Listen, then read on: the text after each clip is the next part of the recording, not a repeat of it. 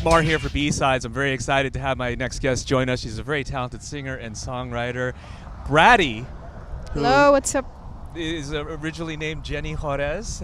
Shall I address you as BRATTY or Jenny? How do you? Oh, whatever you want. BRATTY is fine. BRATTY, okay. Yeah. All right. Well, we are literally catching you on the day of you performing at Coachella for your very first time. It's hours Yes. after. Yes. How are you feeling, and how was the set? I'm feeling great, I think. I actually a lot of emotions, like just being here in the U.S. It's my first time here, so I appreciate it. I appreciate the people that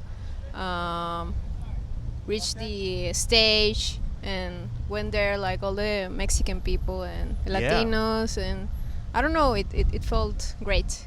When you were coming into this, you were one of the very few Mexican-born artists, and the only Mexican-born artist to play this year.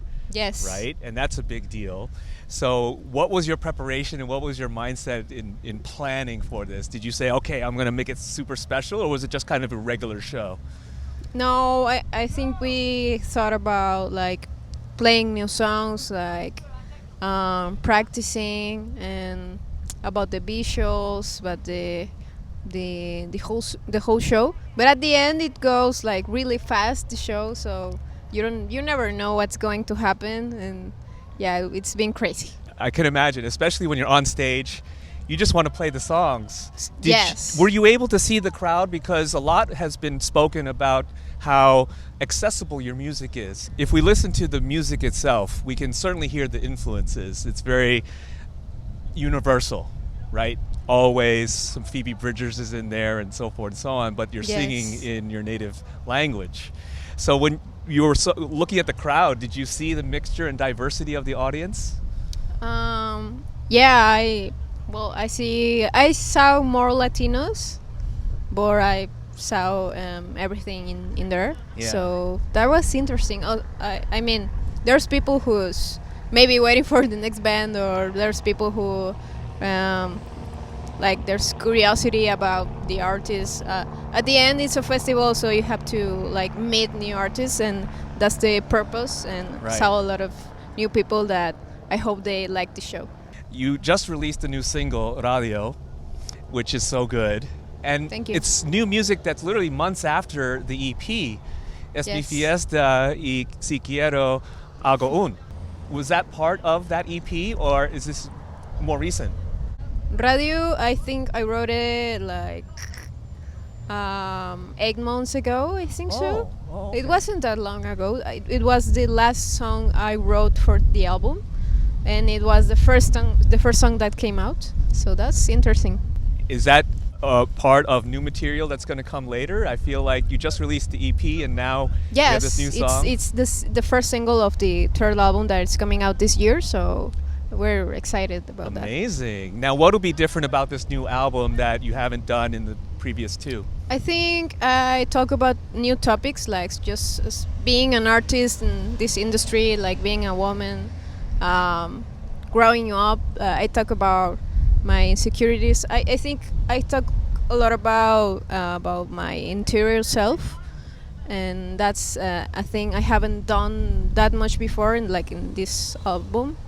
And I don't know, I'm just maybe in the music, trying new sounds too, but at the same time going with the BRATTY sound. Uh-huh. A lot of people are still getting introduced to your music, especially here in America. Yes. You played Coachella, so I'm sure more people will learn about you, but you have been doing this for quite some time. So to give some background, what were Yeah. some of the artists that you listened to growing up that informed BRATTY's sound? Well, I think you can even hear it in the music, but West Coast, Snail Mail, Always, maybe some Clayro, Billie Eilish, I don't know what else. I think those bands, and yeah. And when we were growing up, you didn't get a chance to come to the States to see them. Were you No. able to go to Mexico City for Corona Capital or anything like that? No, actually, when I was at my quinceañeras, I wanted to come here as the gift of the quinceañera, and never did. Yeah. So I don't know, just going here like even to work and to play and to meet new people and to meet this country that let so many artists that I put my influence in music.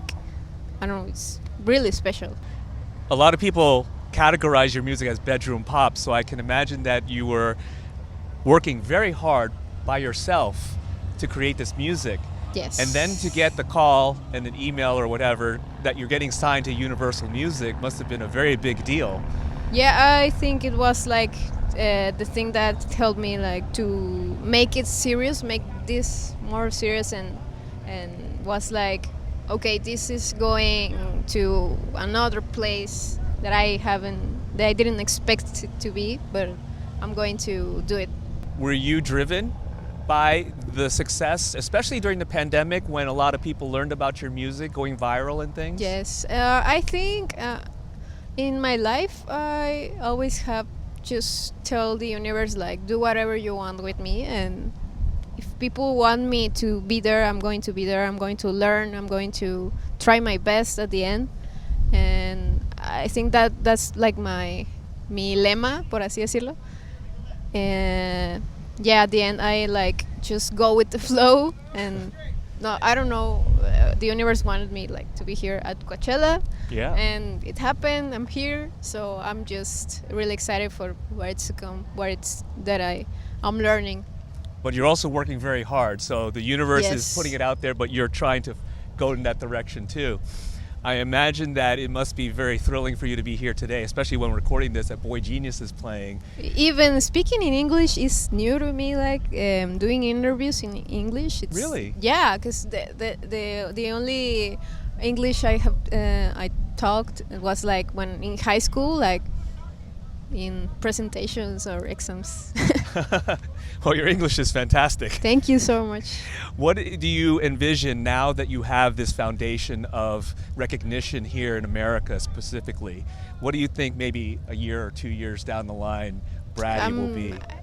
That's what is so great, because I don't know what's going to happen at the end. I can even tell, but I hope that there's new people that are like knowing about this project, and hope they like it, and hope we grow up this community, especially in United States, since it's the first time I'm here, and I don't even I'm just meeting new places and meeting new people.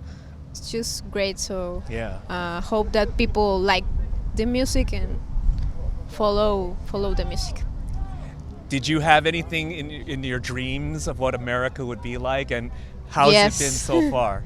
Yeah, I have always saw videos of Amoeba, of Guitar Center, and Hollywood stuff. The stars in the ground, like everything. It's like the American dream for you to say. And Do you think you would ever move here?